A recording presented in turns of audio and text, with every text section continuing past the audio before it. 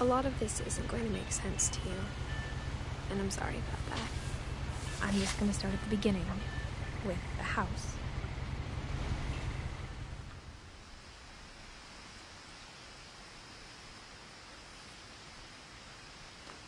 Someone had put up a chain link fence, but it looked like I wasn't the first person to hop it. My brother Milton disappeared when I was 4. It was like the house just swallowed him up.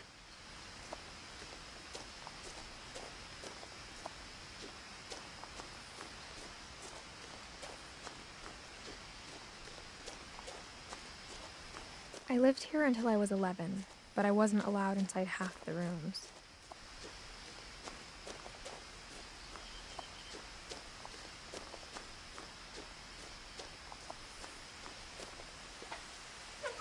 Inside the mailbox were bills from 7 years ago, marked urgent, open immediately.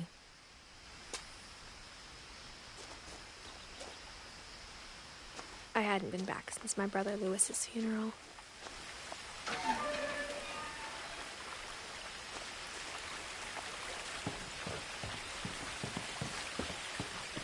In her will, my mother left me a key but didn't tell me what it unlocked. Maybe she thought I'd know. Or she thought that the mystery would be enough to bring me back.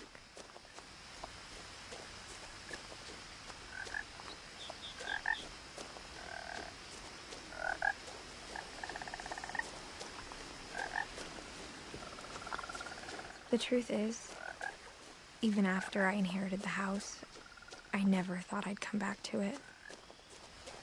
But now I had questions about my family that only the house knew the answers to.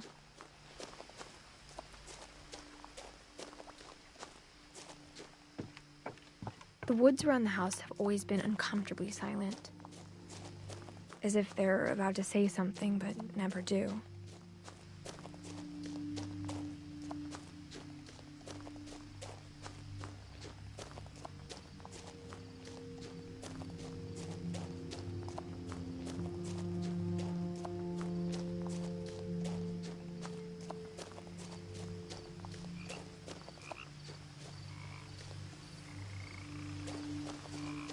The house was exactly like I remembered it, the way I'd been dreaming about it.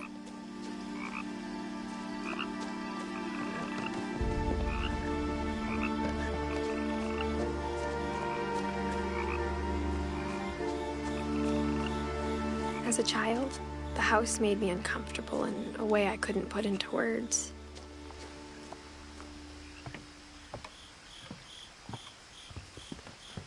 Now, as a 17-year-old, I knew exactly what those words were. I was afraid of the house.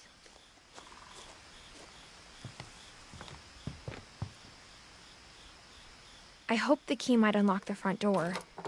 It didn't. Looking in, I felt like the house itself had been waiting for me.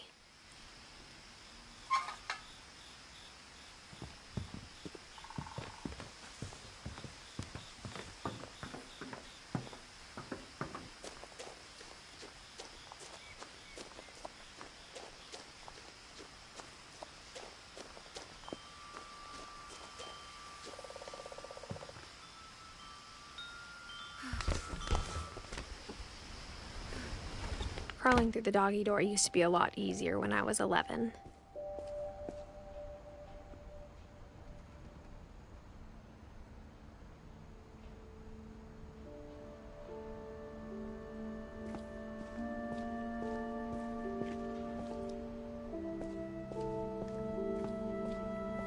For the first time in years,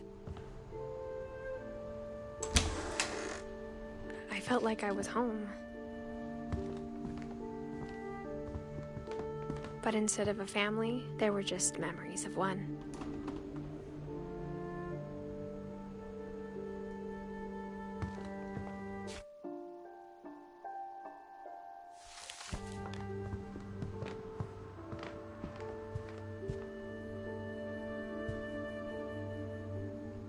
The table was still a wreck from the night we left.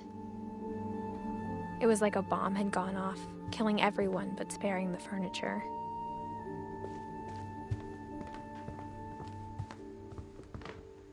My mom was the only one of us who could imagine Great-Grandma Edie living in a nursing home.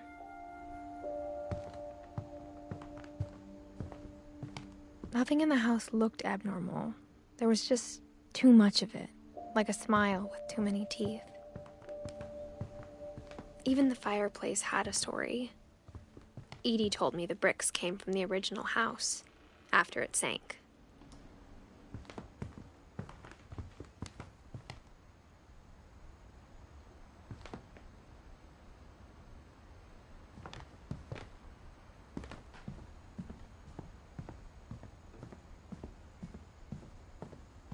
My mom wasn't much of an optimist, but she never stopped believing that my brother Milton was alive.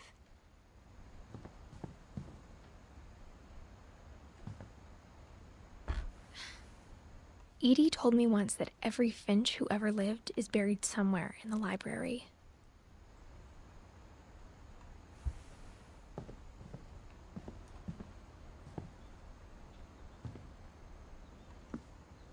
After Milton disappeared, Mom sealed up all the bedrooms. Then Edie retaliated and drilled peepholes.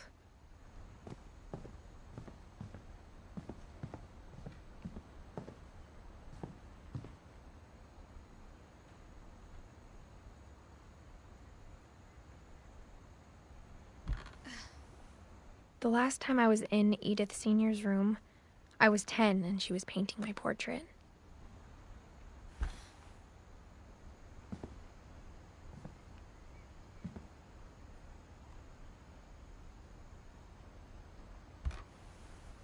My Grandpa Sam spent 7 years sharing a room with his dead brother, Calvin.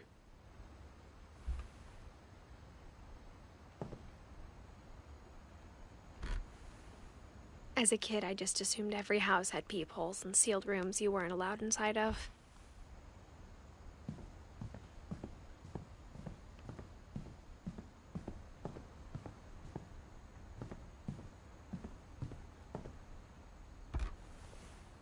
Barbara was a child star for 2 years, until America grew out of it.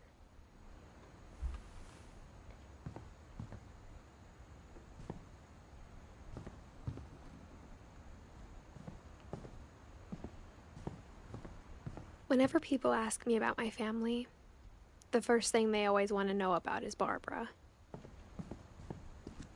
Mom must have locked the third-floor stairs on the night we left.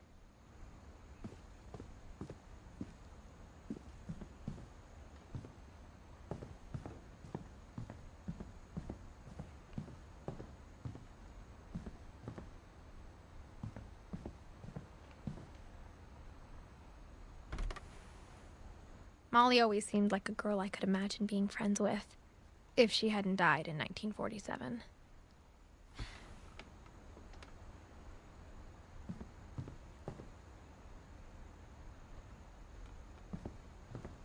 I spent a lot of time playing in Great Uncle Walter's room. I think my mom sometimes regretted not sealing it up. Lewis told me there were secret passages, but I never believed him.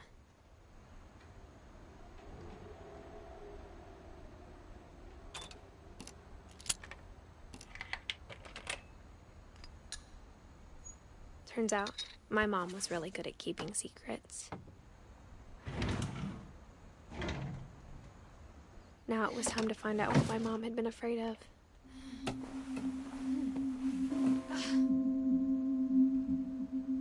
From the paintings on the wall, it was clear my brother Milton had been here before me.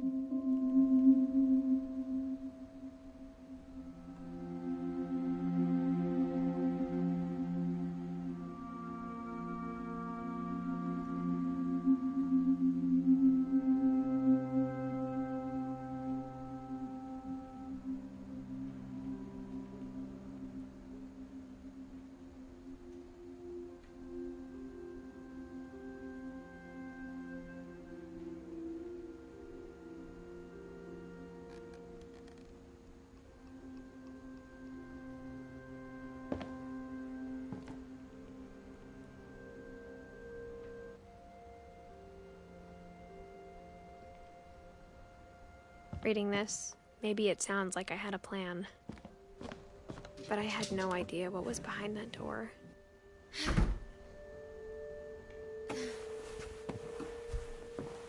Just like I had no idea where all this was gonna lead. I grew up looking at Molly's room through the peephole. Being inside for the first time, I felt like I'd stepped behind a painting.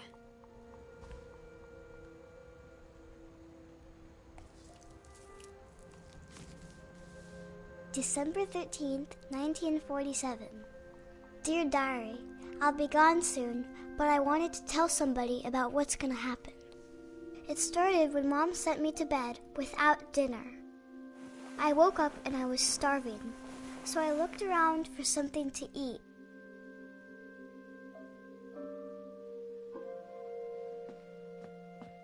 The gerbil food was dry, but I didn't mind it.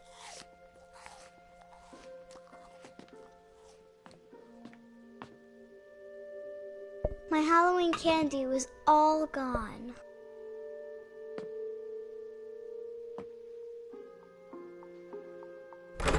Mom, can I come out now? Sweetheart, it's late. Go to sleep.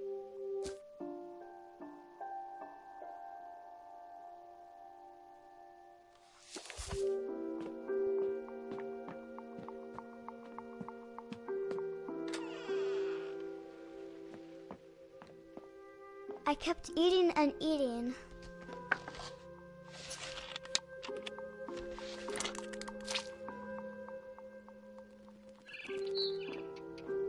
Then I heard chirping outside my window. It was a barn swallow going back to her nest. I reached out for her.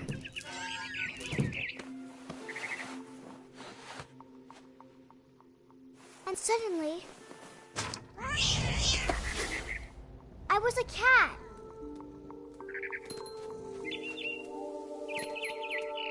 I tried to be quiet, but the bird was really scared.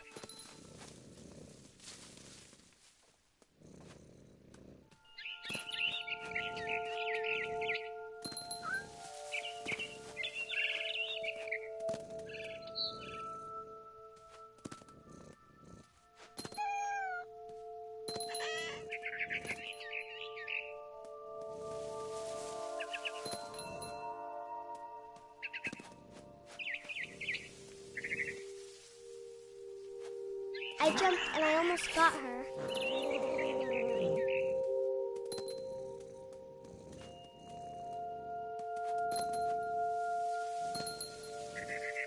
I could tell she was getting really tired.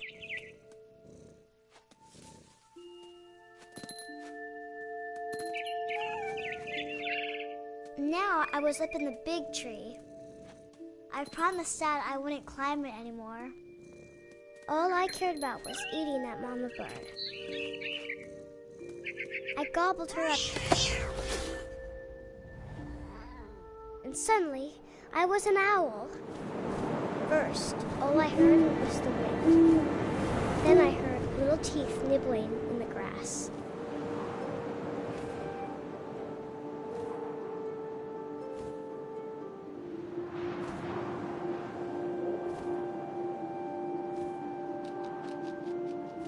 Rabbits.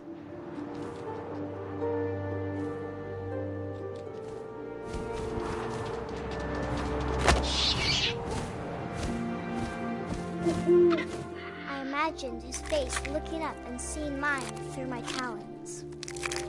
I swallowed him up, and I didn't chew one bit. Then I flew off to find something bigger.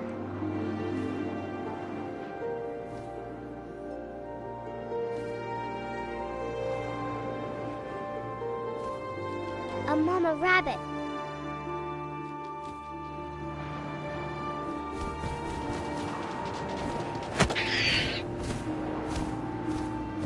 She was almost too big to carry. I started choking, but I couldn't stop eating. And suddenly, I was a shark.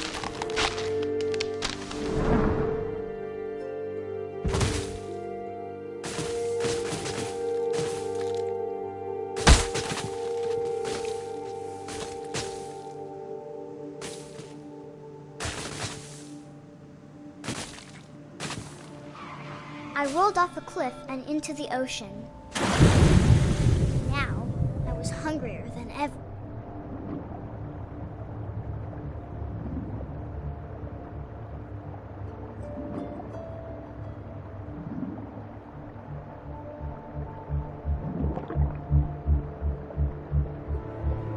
I wanted fat, juicy seals.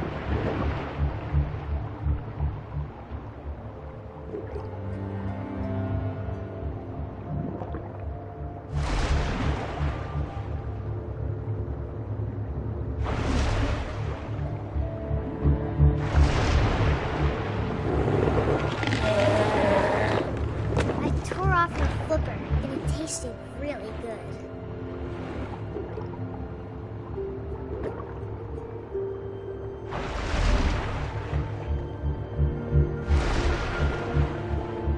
I grabbed on tight. When I was so hungry, I jumped out of the water. When I opened my eyes, everything had changed.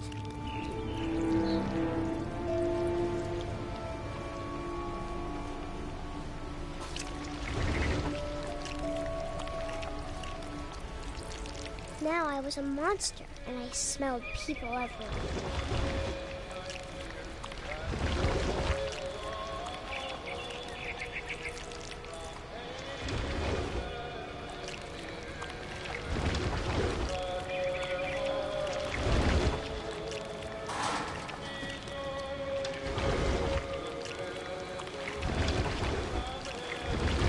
I was big, and I moved real quiet.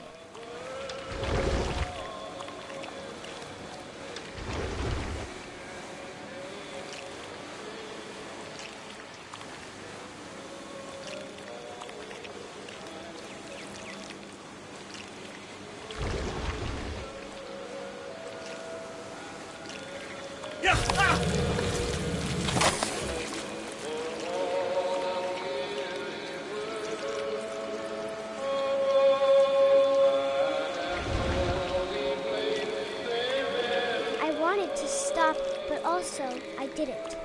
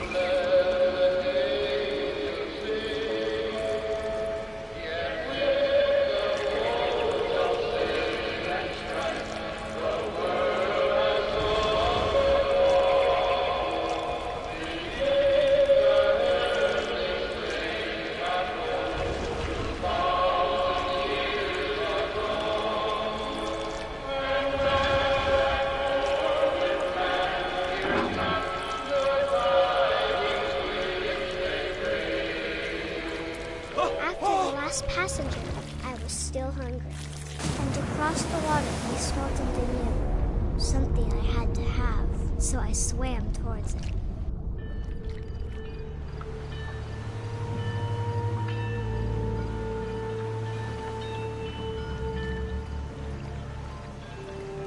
I slithered onto the sand, and the good smell went into an old pipe.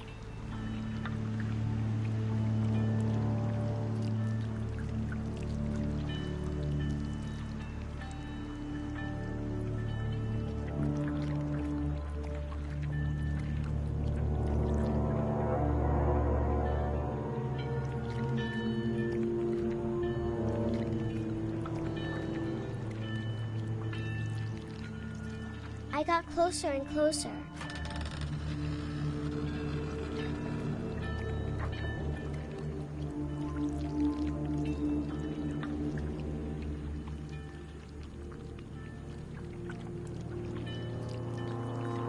All of my stomach started growling. And suddenly, I was me again. I held my breath for a long time, but I couldn't hear anything. I think it's waiting for me to fall asleep. But it's not going to wait much longer. It needs to feed, and we both know I will be delicious.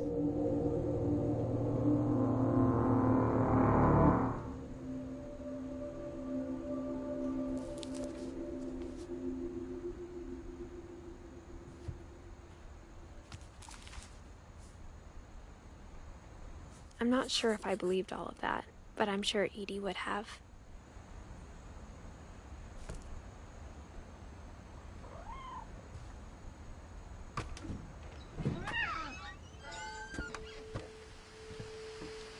This will be obvious later, but my mom never told me any of these stories. Edie would have, but Mom didn't like bringing up the past. Though, when we adopted a stray kitten, she was the one who named it Molly. I spent a lot of time in Great-Grandma Edie's room.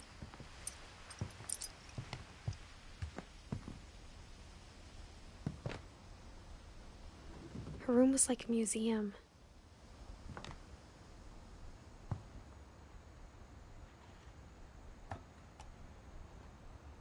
For 500 years, the Finches have been famous throughout Norway for their fortune and misfortune.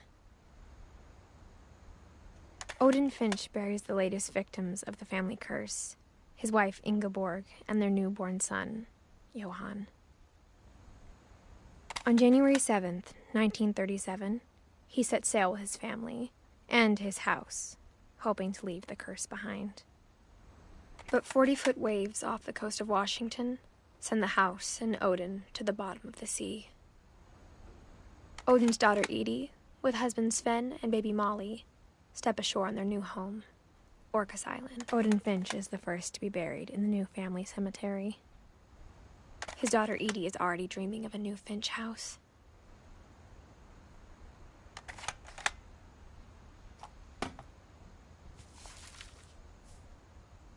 Whatever's wrong with this family, it goes back a long ways.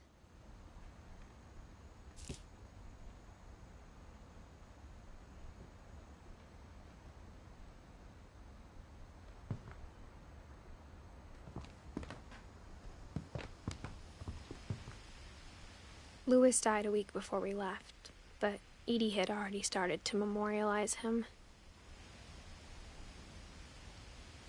Edie knit me a new pair of gloves every year, just in time to replace the old ones.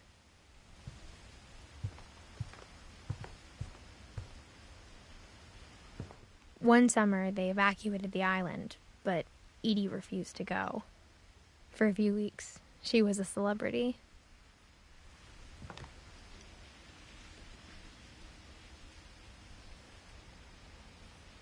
When Edie told people Sven was killed by a dragon, she could also have said he was building a dragon-shaped slide that collapsed. She could have, but she didn't.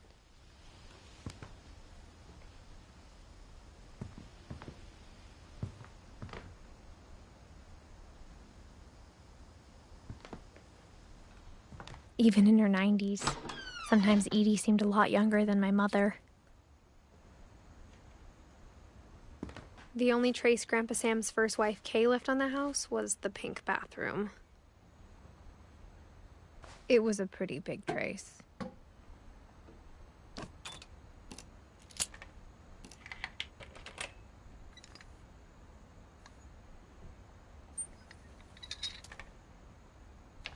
There's a secret in this bathroom.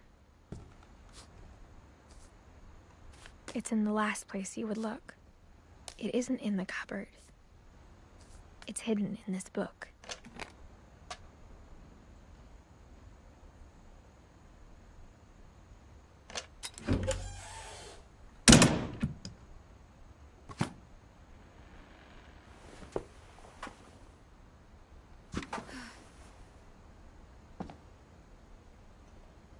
Sven gave Sam an old camera he'd refurbished. He never put it down.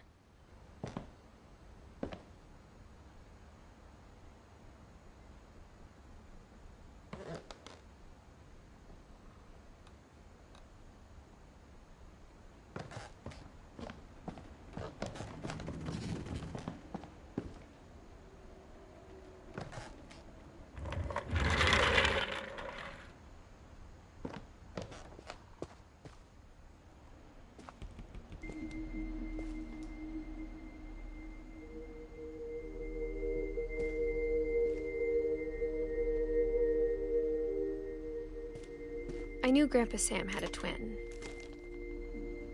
and that he never talked about him. I guess my grandpa didn't like history any more than my mom did.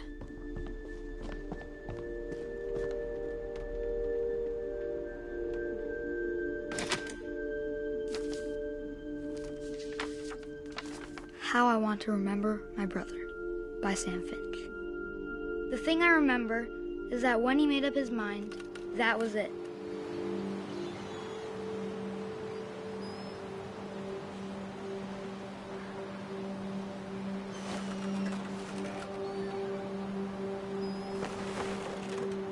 My brother said he'd die before he ate another mushroom, and he did. At Barbara's funeral, we swore we'd never be afraid again, and he wasn't. I think Calvin always wanted to fly. Sam! Calvin! Dinner's ready! Coming! But that day, he finally made up his mind to do it. I told him going around was impossible. Maybe if I hadn't said that,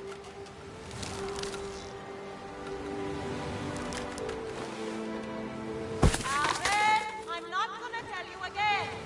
maybe if the wind hadn't picked up, then maybe he'd still be here. But I doubt it. I think he'd already made up his mind. That's what I want to remember about my brother.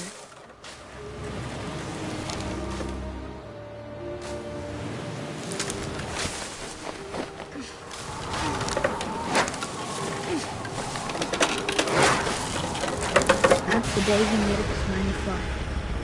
And he did.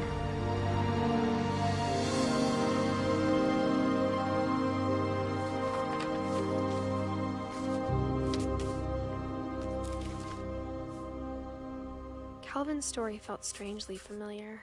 When I was younger, I remember trying to do the exact same thing.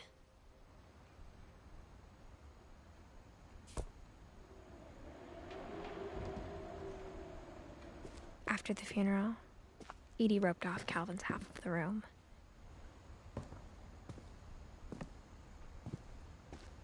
Mom said Grandpa Sam enlisted at 18 and never set foot in the room again.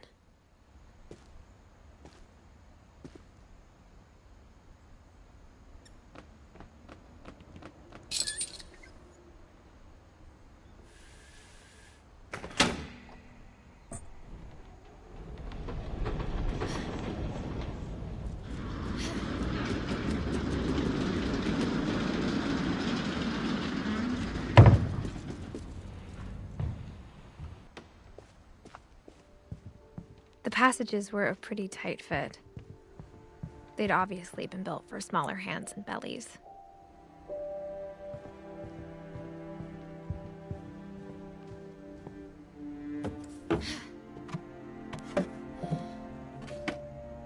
Growing up, I always thought of Barbara as a child star.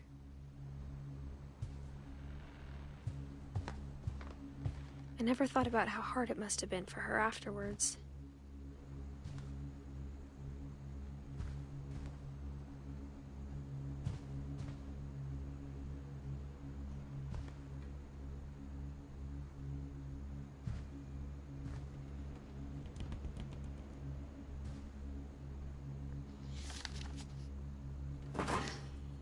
Of all the stories people wrote about Barbara's death, I'm surprised Edie saved this one.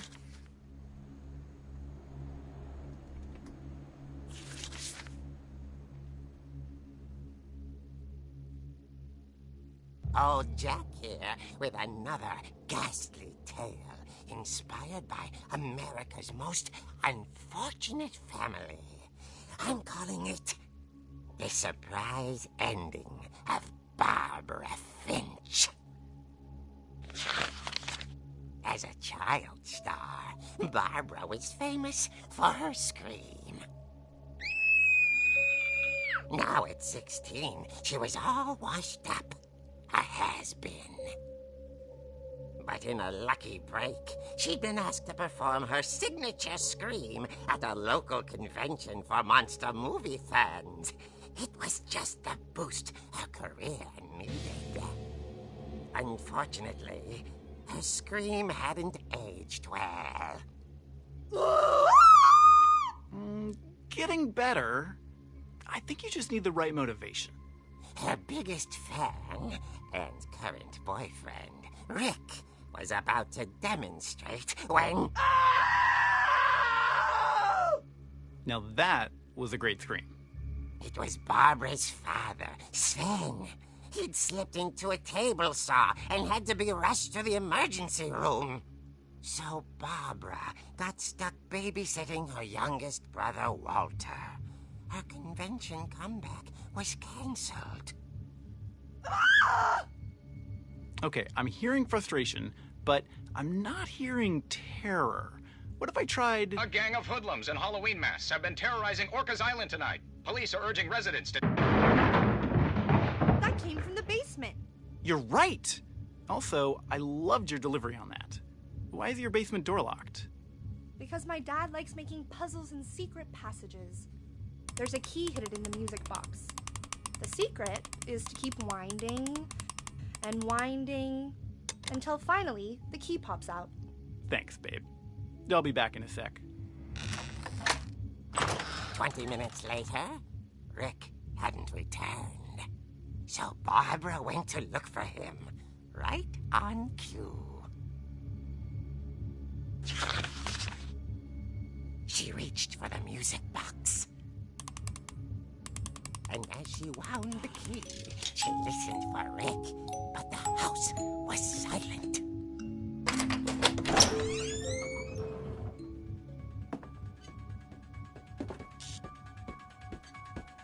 Rick? She found Rick's crutch and imagined the worst.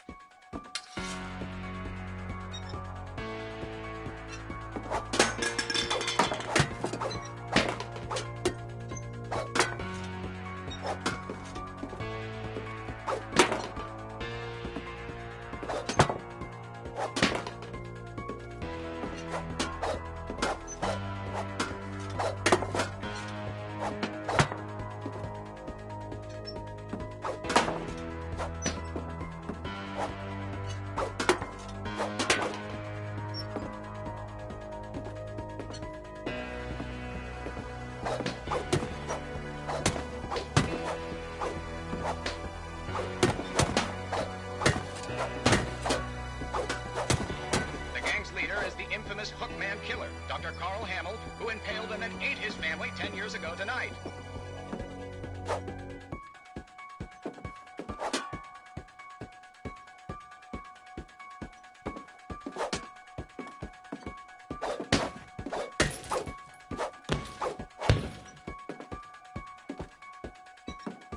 fridge rattled and grew still.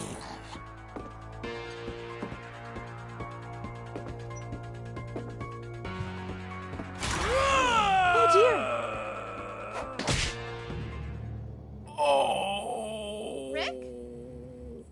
Barb, relax. I was just trying to scare you to help you find your scream. Well, I'm not scared, Rick. I'm furious. Then act furious. All I'm getting from you now is that you're hurt and confused and you're... She threw him out, but she kept a little something to remember him by. Barb, have you seen my other crutch? And she was still holding it when she fell asleep watching the late picture show. Hours later... Barbara! Walter, what's going on up there? Ah! Okay, I'm coming up, but if this is a trick, you're dead, Walter.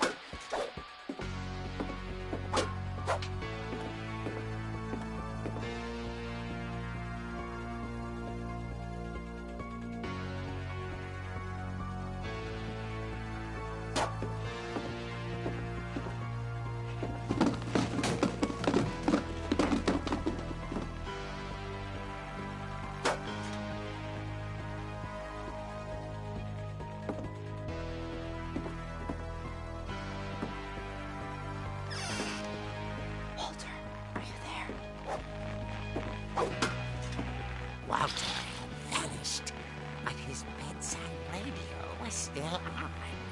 Orcas Island police describe the man as 6 feet tall, with a steel hook for a hand. Residents are urged to lock all doors and windows and notify the police of any suspicious activity.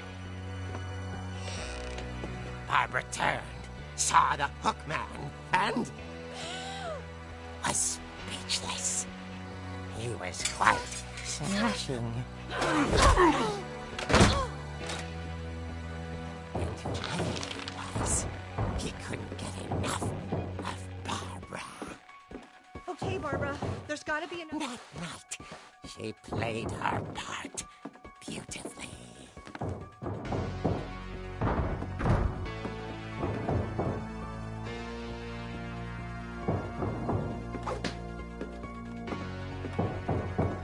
Molly's door hadn't been opened in years.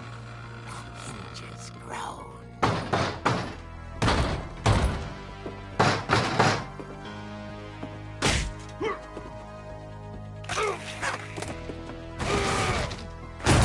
He wasn't moving, but she sensed the story might not be over yet.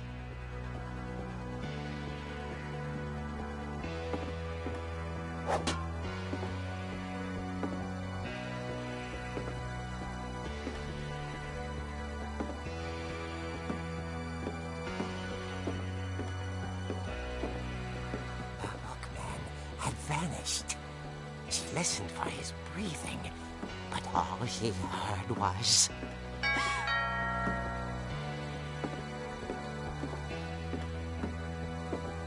At the door, she heard whispering. It was coming from inside the house.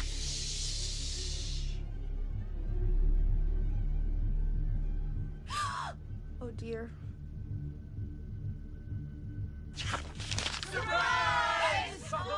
Bravo, Barbara! You were wonderful! The monsters had come to surprise her. For Barbara, it was a dream come true. Then she saw what kind of monsters they were, and she realized what was about to happen. She was going to be famous. And with her final breath, Barbara Finch gave the performance of her life.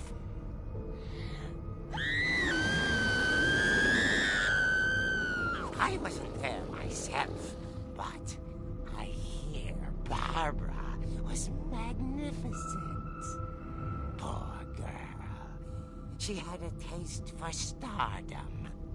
But unfortunately, so did her fans. Of course, the police blamed it all on poor Rick, who disappeared the same night. And little Walter, hiding under his bed the whole time. He took it all pretty hard, but that's another story. As for Barbara, tucked inside the music box is all they ever found of her. Her ear. Now that's what I call a real eerie tale.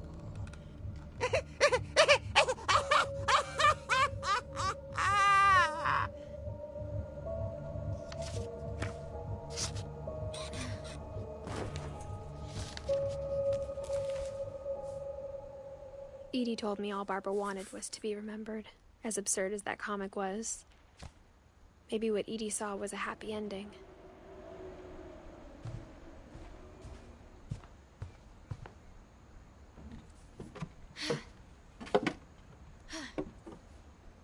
I guess now I know why Mom didn't like me playing with the music box.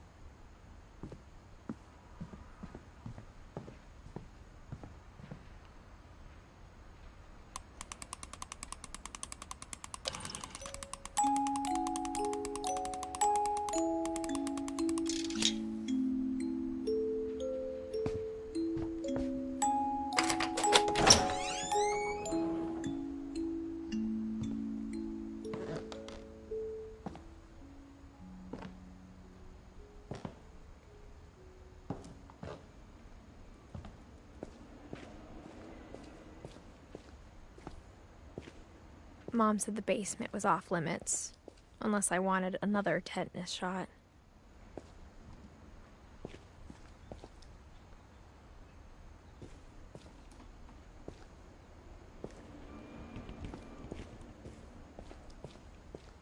I saw Edie sneak down to the basement once, carrying packages. I thought maybe she was hiding presents. It turned out she was hiding a lot more than that.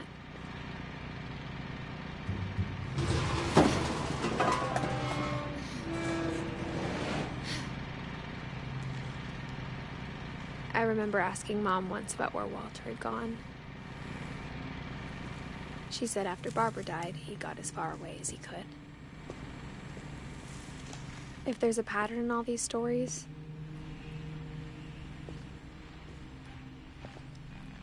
I think it's that none of us has gotten very far. Goodbye, everyone. I can't believe I've been down here for 30 years.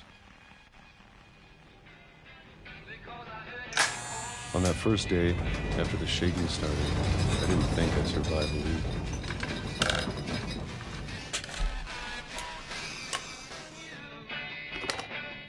But after a few days, I settled into a routine. That's what kept me sane. Having a schedule, living for today. I always expected to be dead tomorrow. But if you wait long enough, You get used to anything.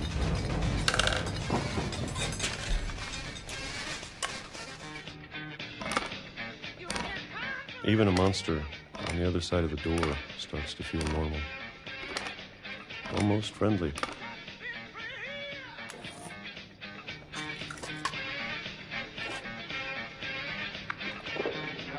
And then one day, everything just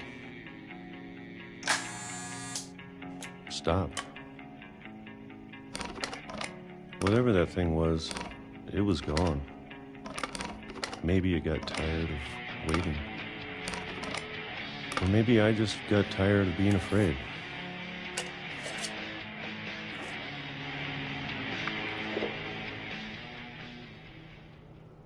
It's been a week now, the longest in 30 years. I'm done waiting. I have to leave while I still can.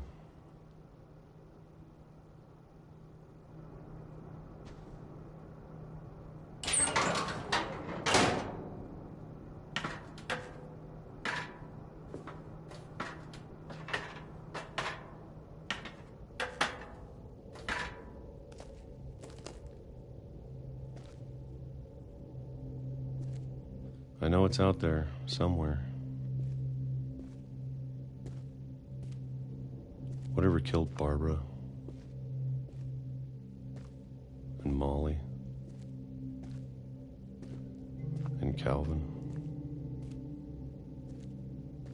Maybe this is all a mistake. But I need to stop living the same day, even if it kills me.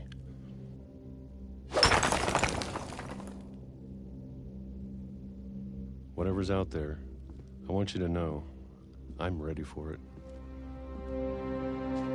I'm going to appreciate all of it, especially the food. I don't mind if I only have a year left, or a month, or a single week.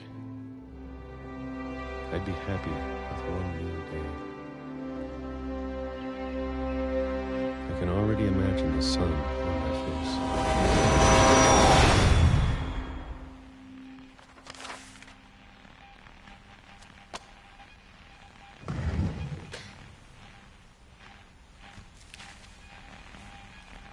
Walter died when I was 6. I can't believe my mom never told me he was down here. I'm sure my mom was trying to protect me.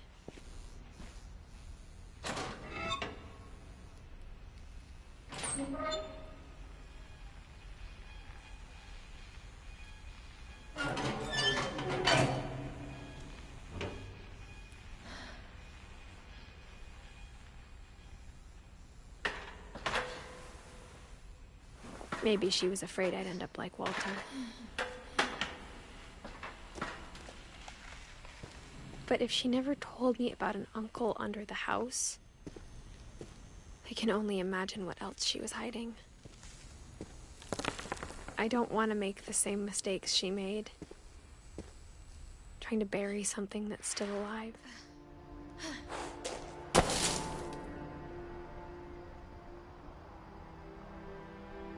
Now that there's only one of us left, or maybe 2,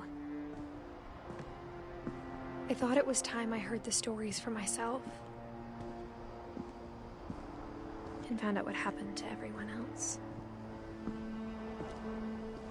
But now I'm worried the stories themselves might be the problem.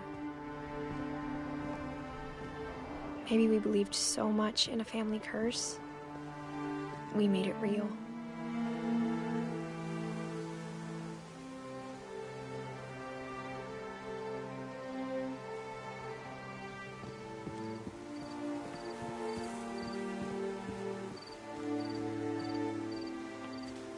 I don't know if I should even be writing this.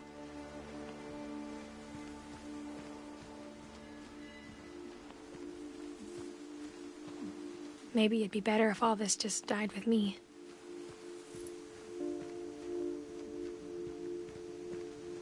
But I thought you should know about your family.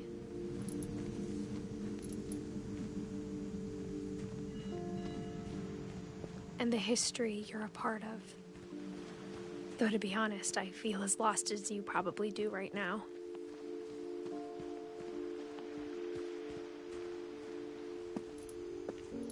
I think the people in these stories believed them, for what that's worth.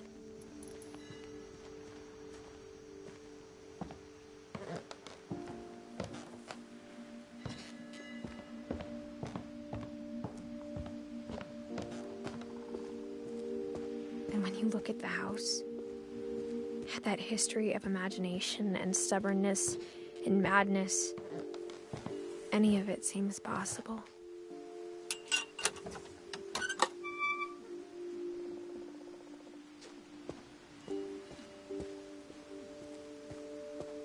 I think we've been surrounded by death for so long, we've just gotten used to it. What kind of family finishes building a cemetery before starting the house?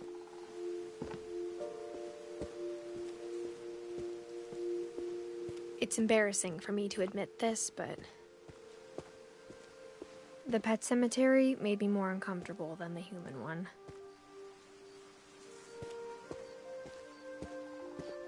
Three of the gerbils were mine, and 2 had been my fault.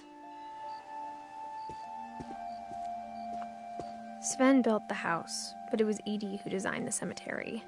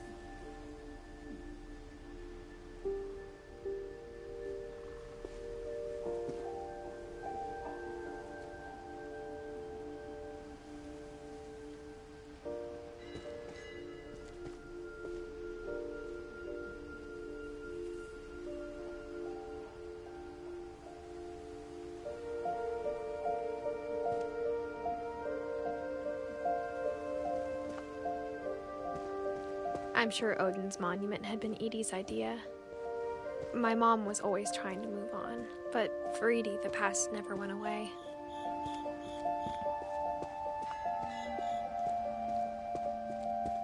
She could see it poking out of the water at low tide.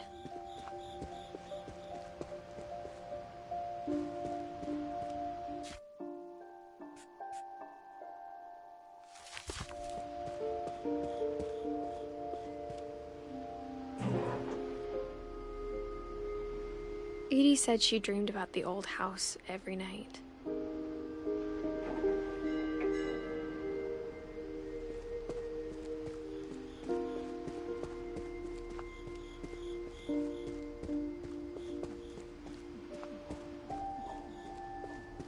Edie's side was always easier for me to understand. But the older I get, the more I can see where my mom was coming from.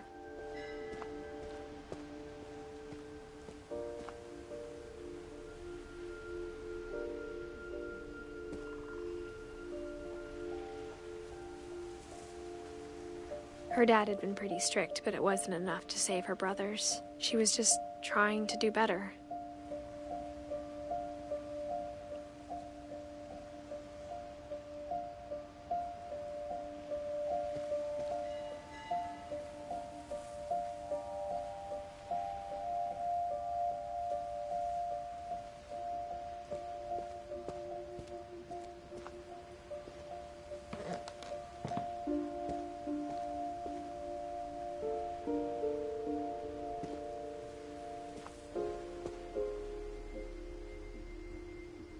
She lost 2 of her brothers, just like I did.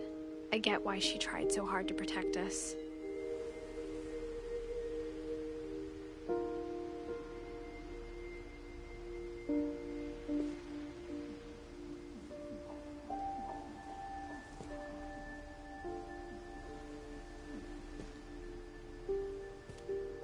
We never found Milton's body, so my mom insisted we were putting up a monument, not a tombstone.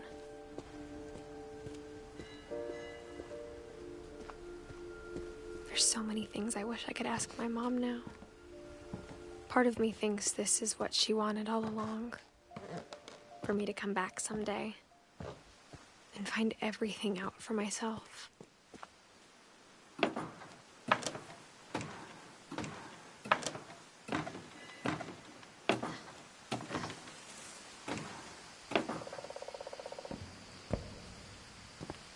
But looking back on it now, if she told me there was going to be so much climbing, I never would have come when I was 22 weeks pregnant.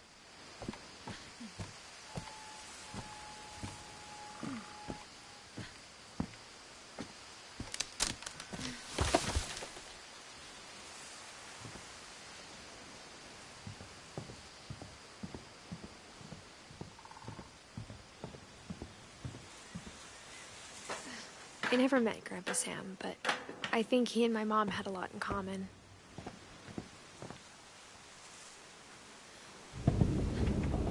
They were both pretty intense.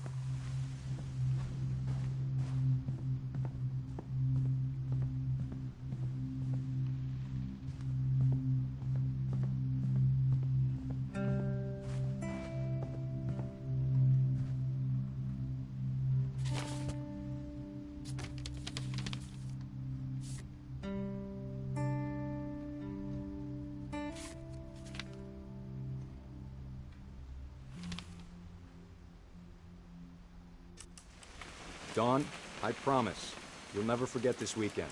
Yes, sir. These memories are gonna last a lifetime. Mm-hmm. Perfect. Am I gonna have to shoot anything? It's gonna rain the whole weekend, isn't it? I will never forget this weekend, Dad. That's the spirit.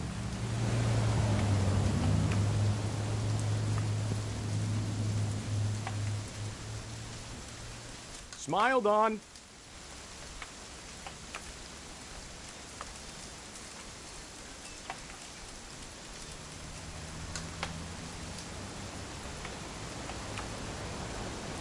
Please just take the damn picture. Hey, language. Okay, got it. I'm gonna take some pictures, okay? Just be careful. That camera's older than you are.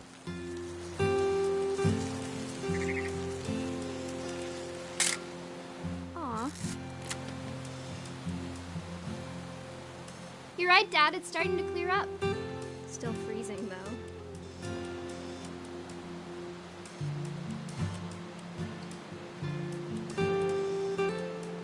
Definitely should not have drunk all that coffee. Hold still up. Hey! That's a keeper. I'm just saying, I'm not always gonna be here, Dawn. You'll need to remember this stuff, if you want to survive. I'll be fine, Dad. You know who else thought he was gonna be fine? Some guy who died. Dawn, I'm being serious. I know, Dad. You're always serious. Doesn't being out here make you want to chill out? Well, to tell you the truth, I haven't been out here in 20 years. Dawn, don't you think you could find something more interesting to photograph?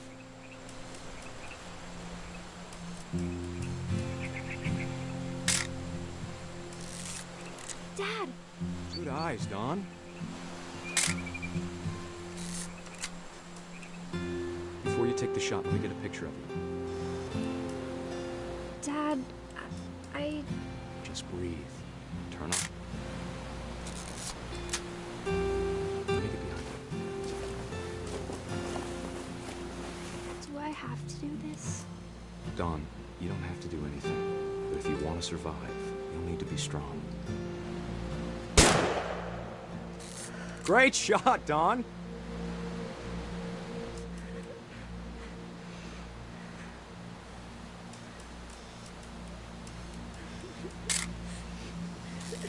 I'm proud of you, Dawn. Always remember that, okay? Dad, it's twitching. I think That's it's totally so... normal, Dawn. Just focus on the camera. Try not to think about... Dad!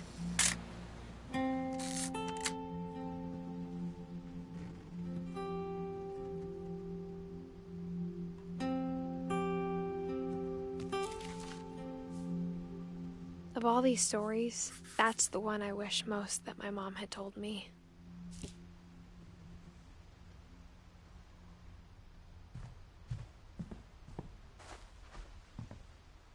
Instead of hiding from death, Sam seemed to go out of his way to meet it.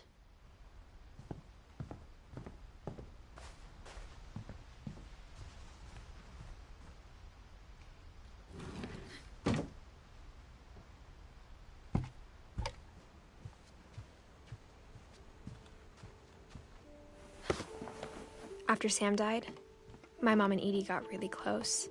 They'd both lost a lot.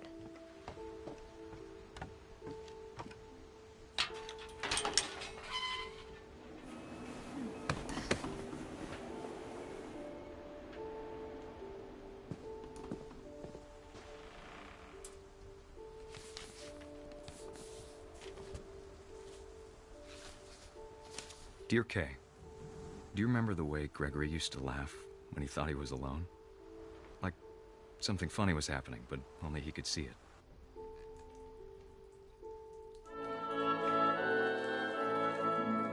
I think he saw things the rest of us don't.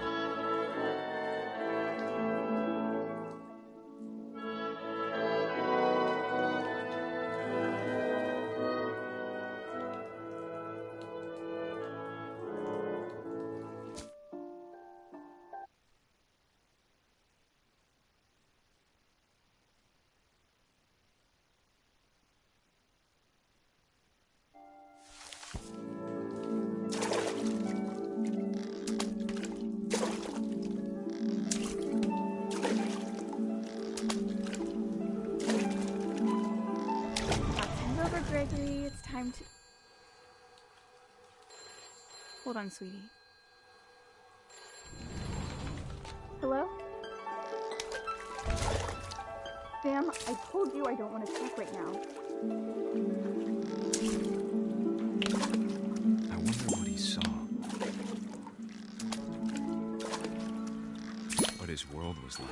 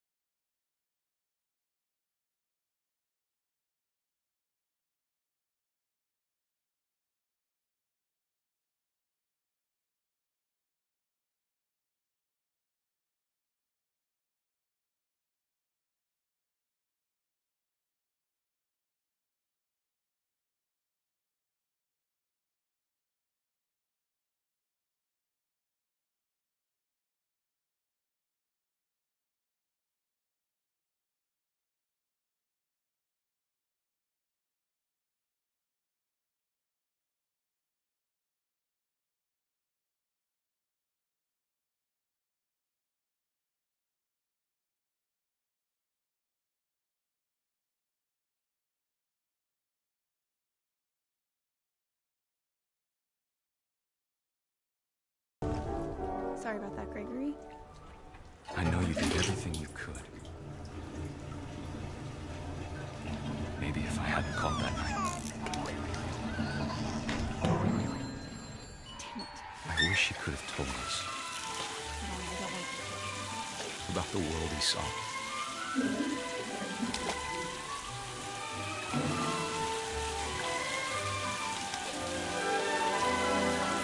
There's so much I don't understand about Gregory. About everything.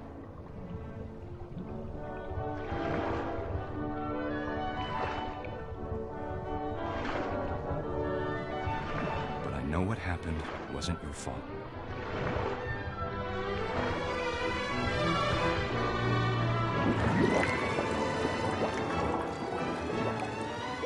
I'm sure he's happy.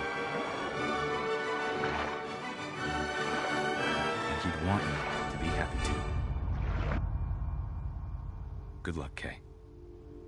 Love, Sam.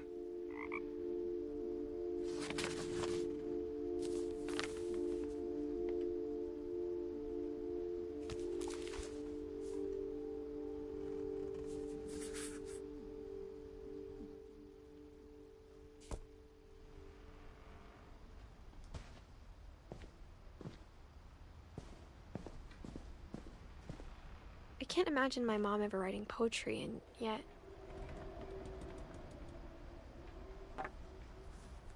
A poem for Gus, who always said the wedding was a bad idea.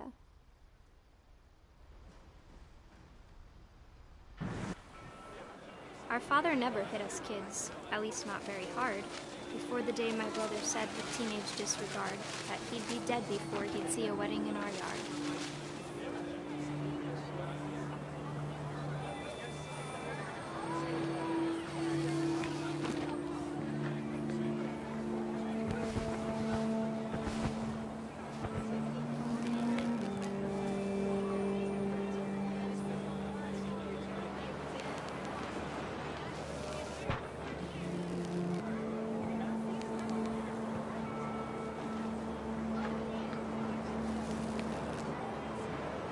My father made him come, of course, but Gus stood far apart, just flew his kite and bottled up the storm inside his heart.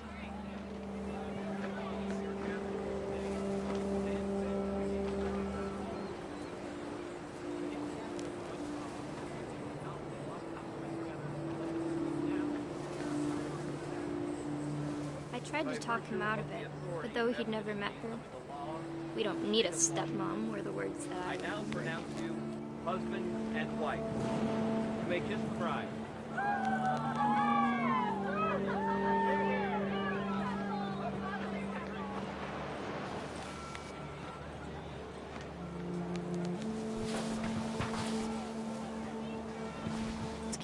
Dad ordered him to come here. But Gus declined, and as a sign held up his middle finger.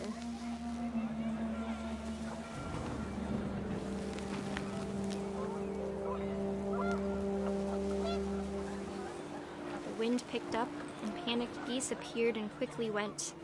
But all the humans did that day was go inside the tent.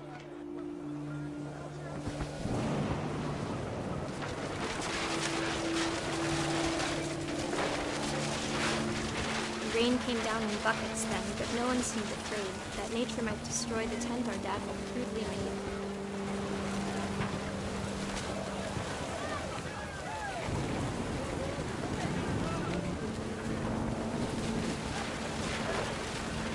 The thunder sounded much too close and full of angry power, but all my father said to this was, "Make the music louder."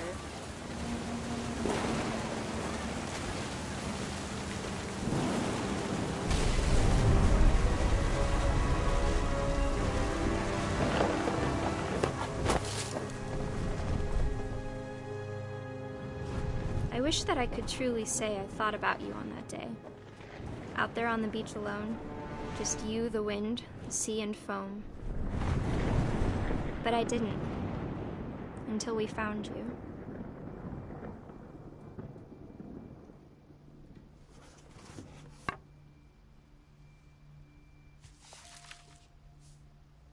She never talked about him, but Mom told me once if I was a boy, they were going to name me Gus.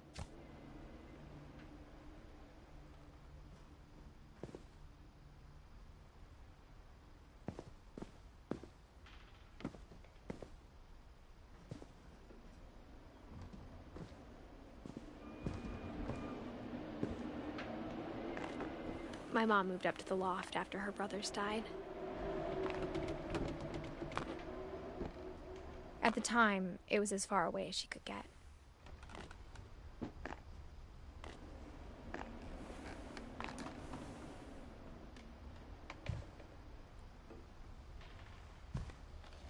Religion was another thing my mom never talked about, but I think it helped.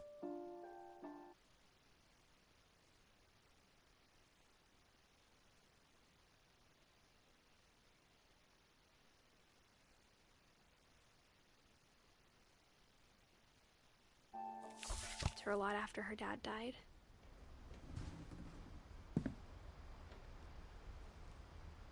She spent a summer building houses in Calcutta, where she met my dad, Sanjay.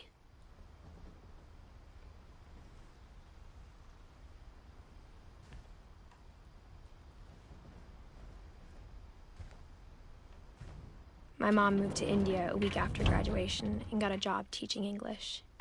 Louis was born a year later.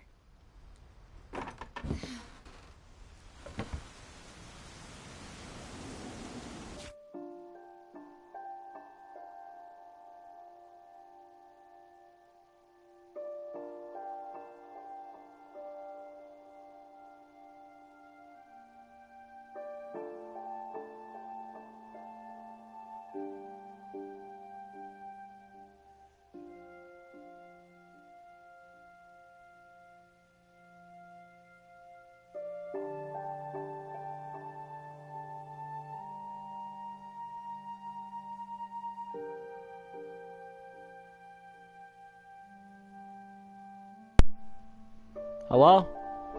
Holy crap. Is my mic off the whole time? Dear Lord. Dang, my mic was off. Crazy, man. When my dad died, I don't think Mom knew where else to go. I'm sure Edie was happy to have her back. Sage, Brazil, mint. And to see kids in the house again.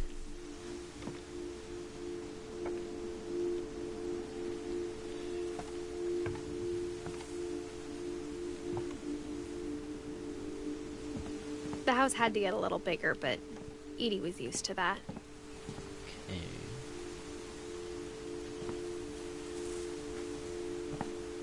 Entering.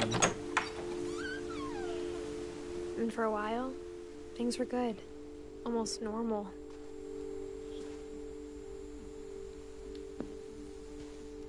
But it didn't last. It never does.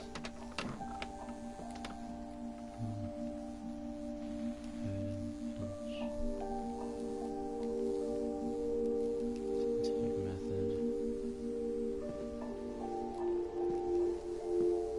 Okay.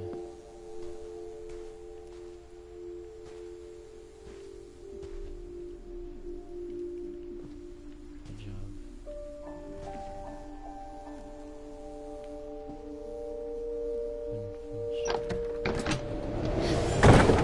The beginning of the end was Milton's 10th birthday, when Edie gave him a castle.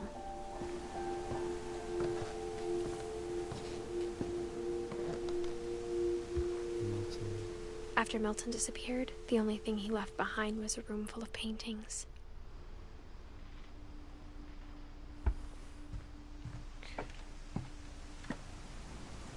Insane stuff, man.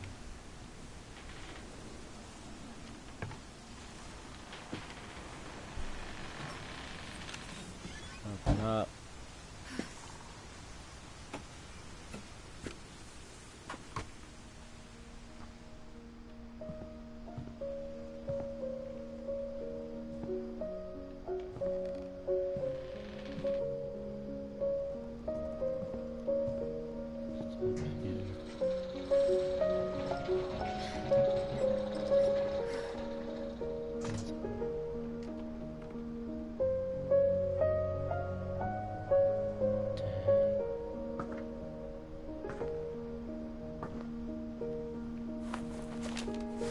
Milton Finch in The Magic Paintbrush.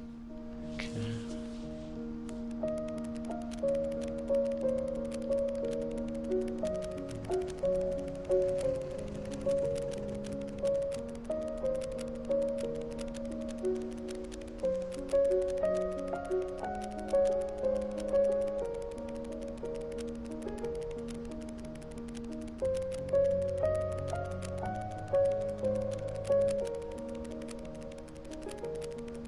Of course it's not finished.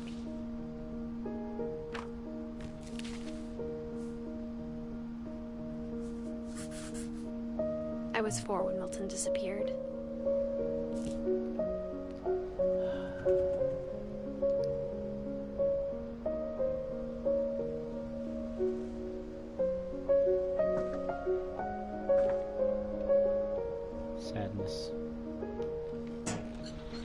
Mom spent months searching for my brother. Then she sealed the doors.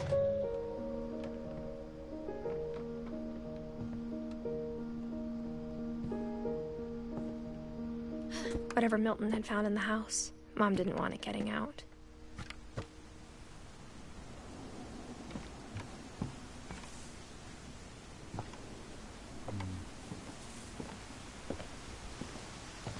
Up we go.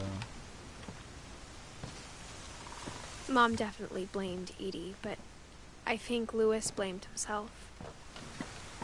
After he graduated, he just spent more and more time in his room. Until Mom got him a job at the cannery. Louis. Everyone always told me to stay out of Louis's room. Except Louis.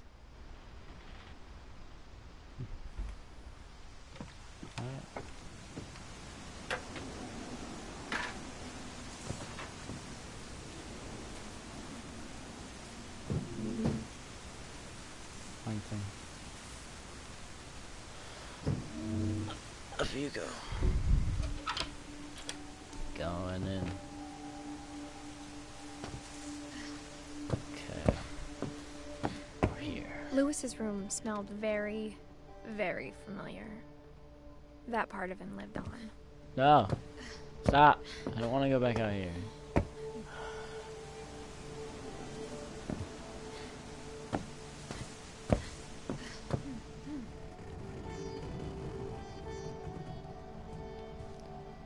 Louis and I spent a lot of time playing games together, but he was surprisingly bad at them.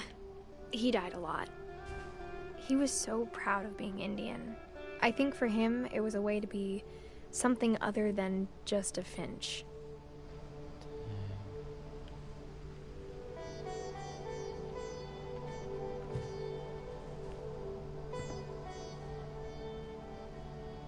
Louis Finch.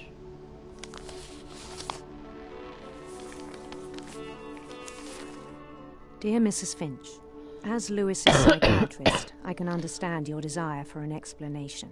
As I see it, the trouble began in January, shortly after we convinced your son to seek treatment for substance abuse. Newly sober, I believe Louis first noticed the monotony of his daily life.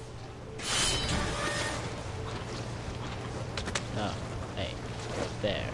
He kept working at the cannery. But he withdrew part of himself. In our sessions, I saw the same behavior. His mind began to wander. I asked him to describe it. He said he started small, imagining a labyrinth. He'd feel his way about. Then something moved.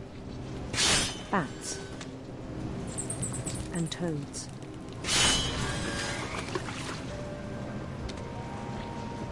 And things that have not names. Where he fishing? He knew it was all in his head. But he took it very seriously. Yeah. I had hoped he'd find himself.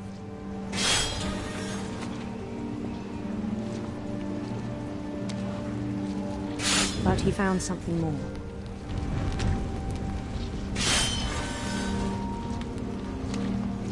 I worried about him then, daydreaming at the cannery. I spoke with his boss.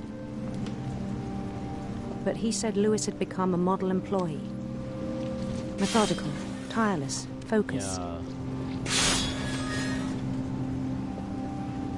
Like a whole new Louis. So I let him go on.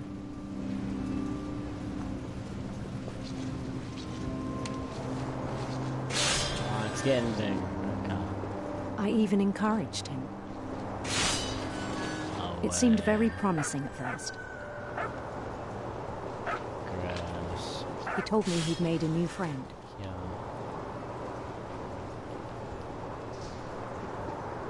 On the edge of a city he named Louis Topia. He built the city up slowly, brick by brick.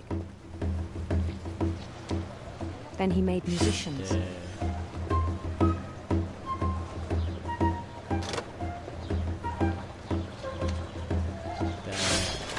and songs for them to play. He talked about starting a band. And he was always humming something. Every day his imagination grew stronger.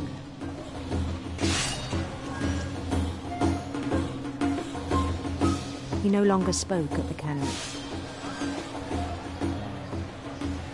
But his chopping was as reliable as ever. Then one day it struck him that all the cheering crowds, even the stones under his feet, were all in his imagination. So he could do whatever he wished.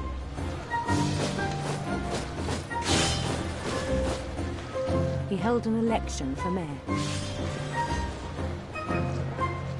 And he won. They begged him to stay, but his mind was already wandering. It became a game for him.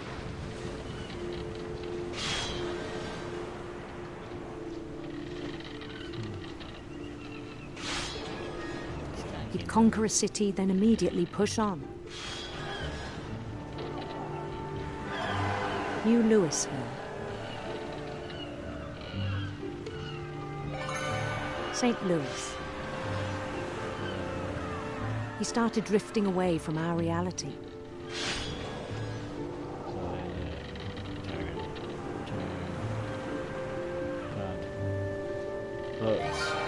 Minneapolis.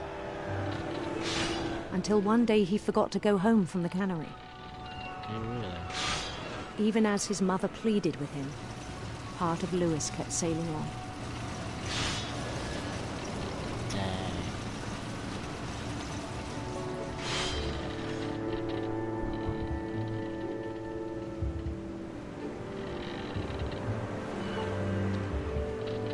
In Louisburg, he heard rumors of a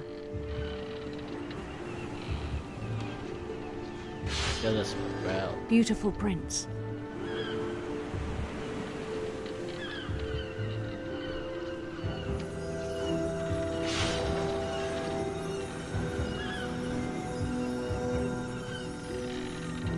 The prince was on his own quest for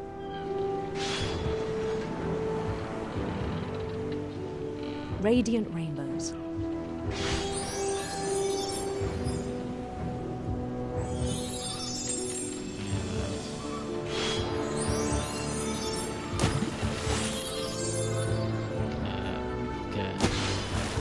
He followed the sound of his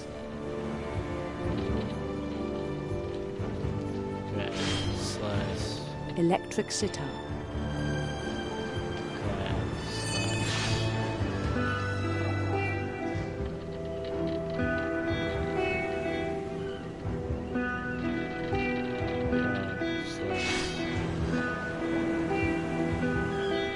His chase led him to a golden palace east of the sun and west of the moon. Even then, his logic remained sound. He knew the world was all in his imagination. Oh God.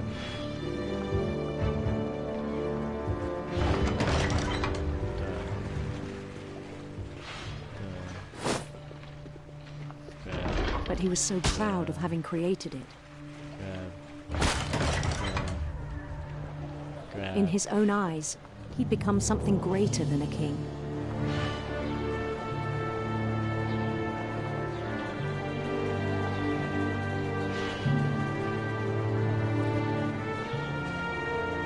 For someone who'd never known success in the real world, I think it was overwhelming.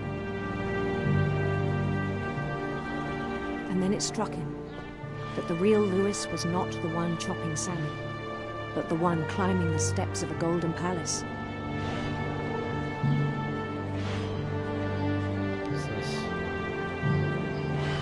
My imagination is as real as my body, he told me. It was hard to argue with him.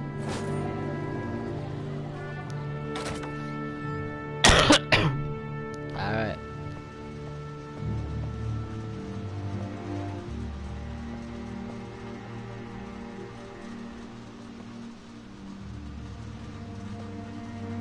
began to forget the world we know. Dang.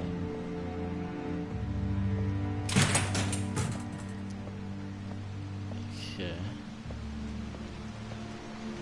I think it pained him to remember Lewis, the cannery worker.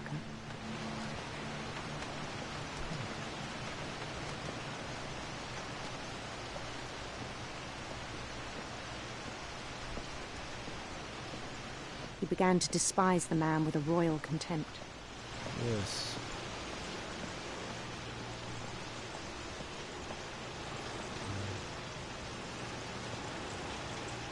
Alright then.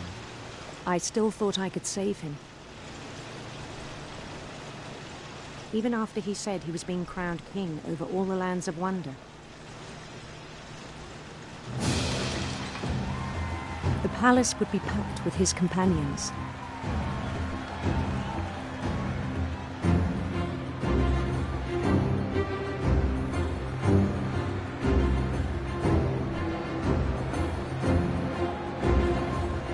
Including the wise Calico who'd insisted on advising him.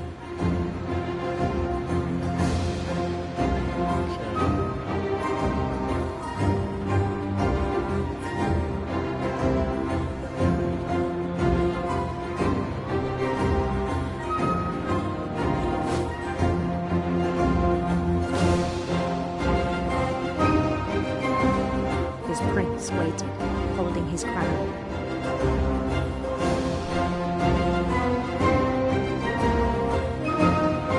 There was only one thing left to do.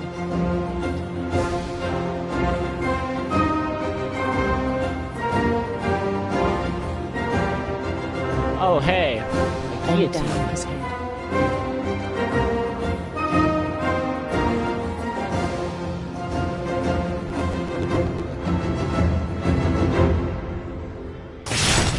And the rest I think you know.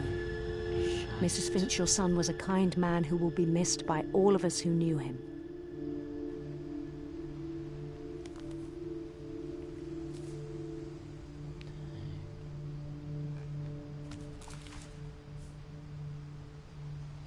My brother was really cool. I wish you could have met him.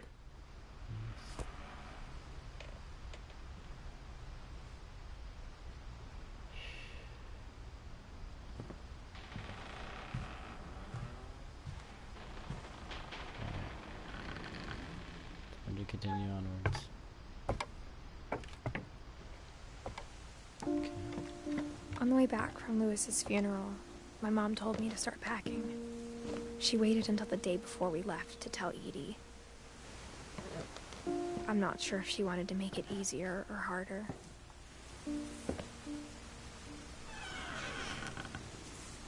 I wish we'd stayed.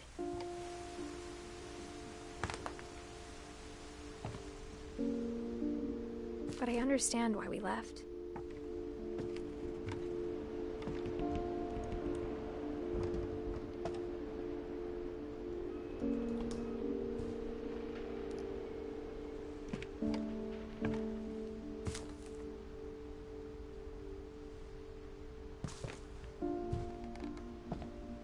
My mom ended up leaving everything behind.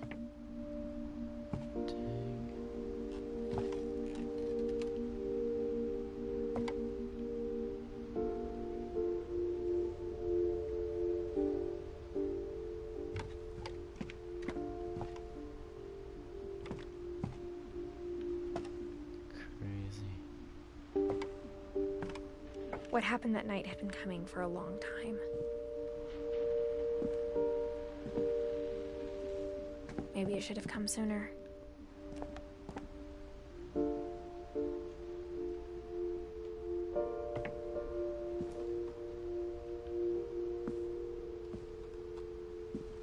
Hey.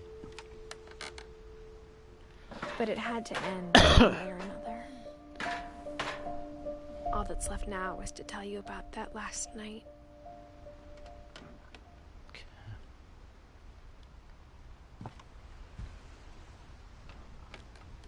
Anything I want to reminisce on? No. Alright.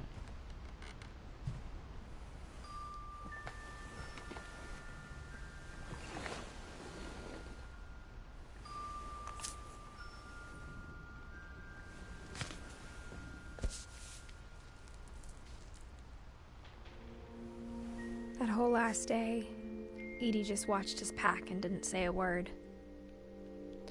Until supper, when she raised her glass and said, "To our final night together, and all our final nights apart."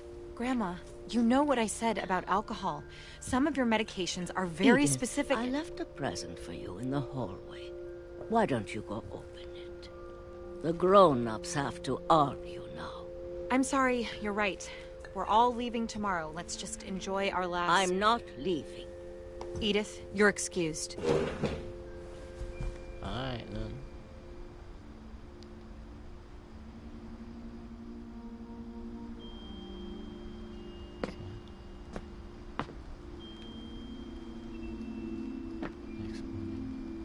The power had been shut off that morning, but Edie always had plenty of candles. When my mom sealed the library, I don't think she knew about the other entrance. Or that Edie had a key to it. There we go.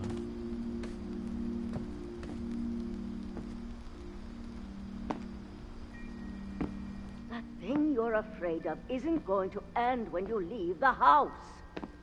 Edith has a right to know these stories. My children are dead because of your stories.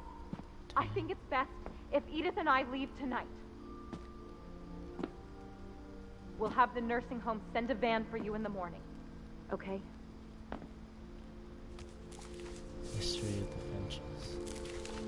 Dear Edith, there's so many stories I wish I could tell you, but there's only time for one.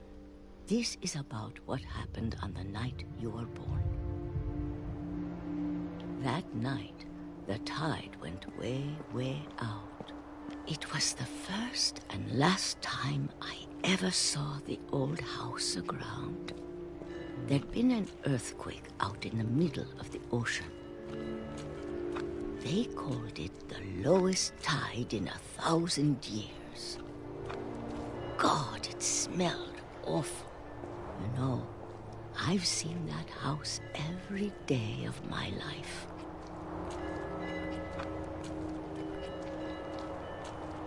But I never thought I'd go back to it.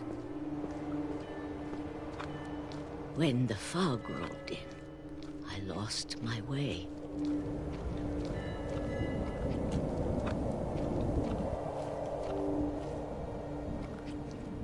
I got turned around. Big rock.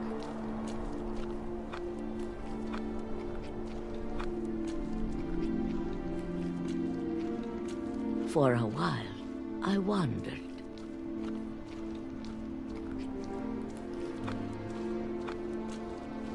I started seeing things.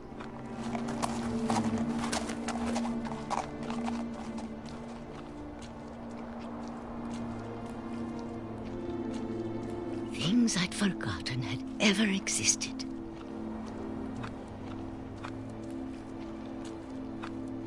But when I saw them, they felt like old friends. That night, a lot of things came back to me. Or maybe I came back to them.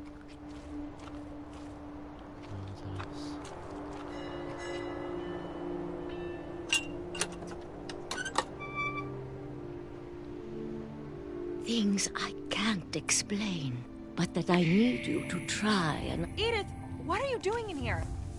It's mine. Edith! Mom, you're gonna rip it! Let go! Stop. I kicked and screamed, but Mom dragged me to the car. I never saw Great-Grandma Edie again. The next morning, the van came to pick her up, but she was already gone.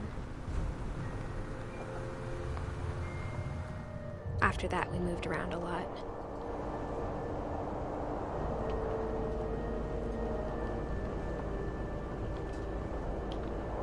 We both tried to make the best of it.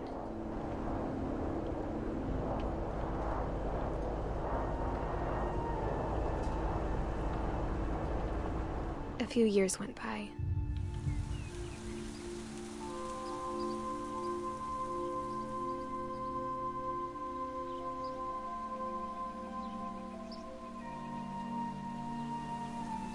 My mom didn't like to talk about it. But she started getting sick a lot. The rest happened pretty quickly. She got better for a while, and then she didn't.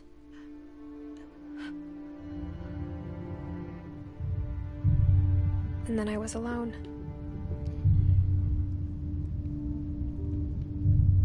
The last Finch left alive.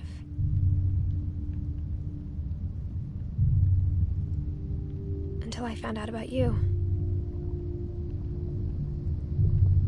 I'm still not sure what to tell you about all this. If we lived forever, maybe we'd have time to understand things. But as it is, I think the best we can do is try to open our eyes. And appreciate how strange and brief all of this is. This journal was supposed to be for you. But now I hope you'll never see it. I just want to meet you and tell you all these stories myself.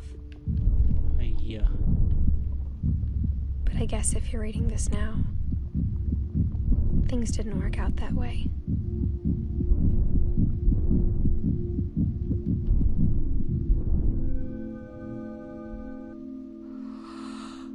This is where your story begins. I'm sorry I won't be there to see it. It's a lot to ask, but I don't want you to be sad that I'm gone. I want you to be amazed that any of us ever had a chance to be here at all. Good luck.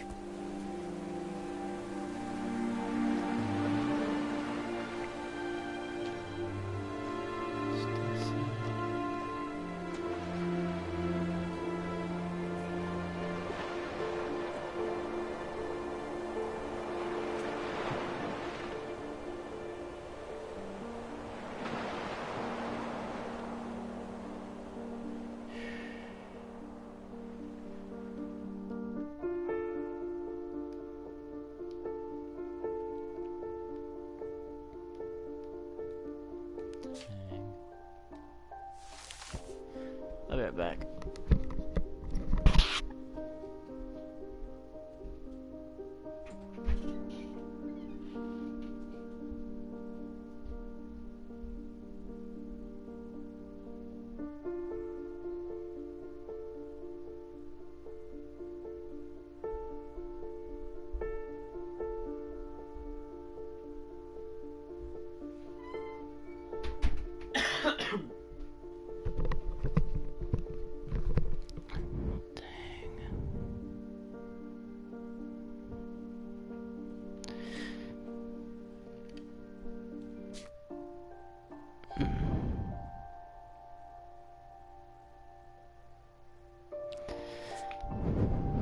Hold up, give me a minute.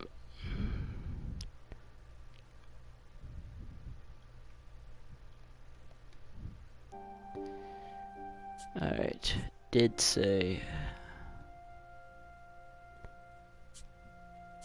play Calvin's story again for one of the achievements.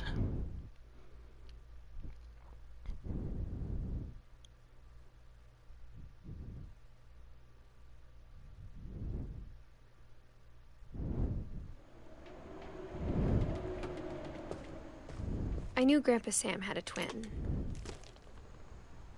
and that he never talked about him. I guess my grandpa didn't like history any more than my mom did.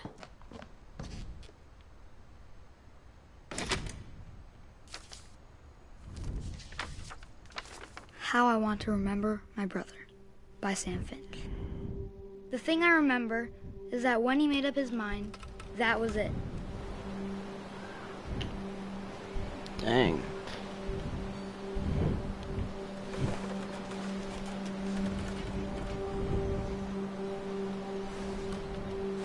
My brother said he'd die before he ate another mushroom.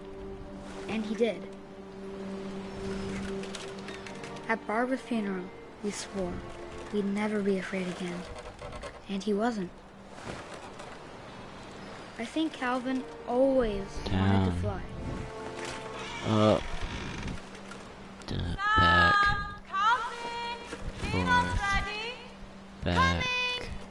But that day, he finally made up his mind to do it. Back. I told him going around was impossible. Back.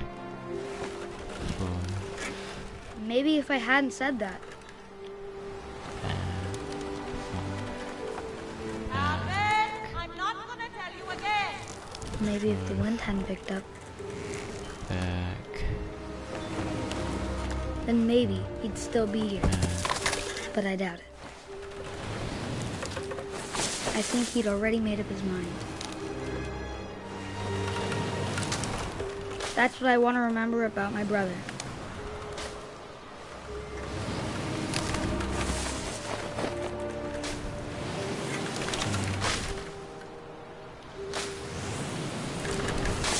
There we go.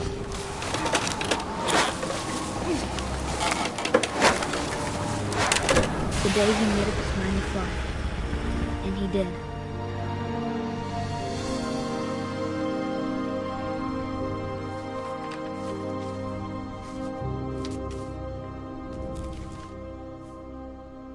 Calvin's story felt strangely familiar. When I was younger, I remember trying to do the exact same thing.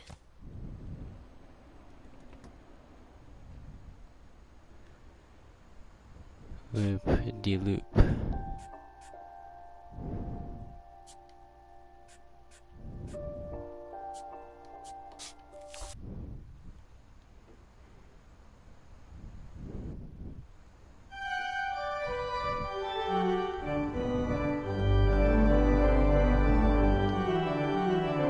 Alright, now time to get this other achievement. So I guess this achievement I can finish the stream.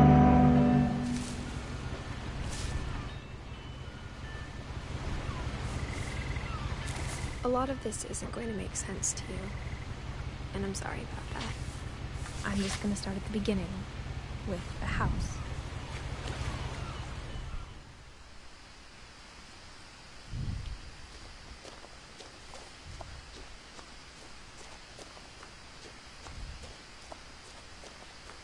I lived here until I was 11, but I wasn't allowed inside half the rooms.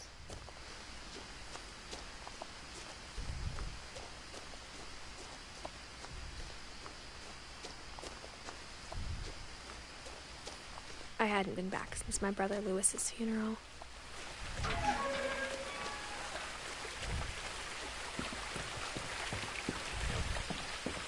In her will, my mother left me a key, but didn't tell me what it unlocked.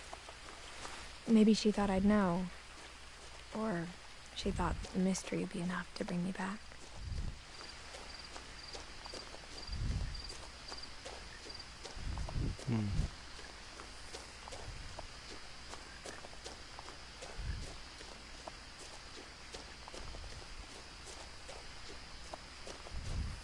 No one had driven this way in a long time, but I saw a few hoof prints. All roads.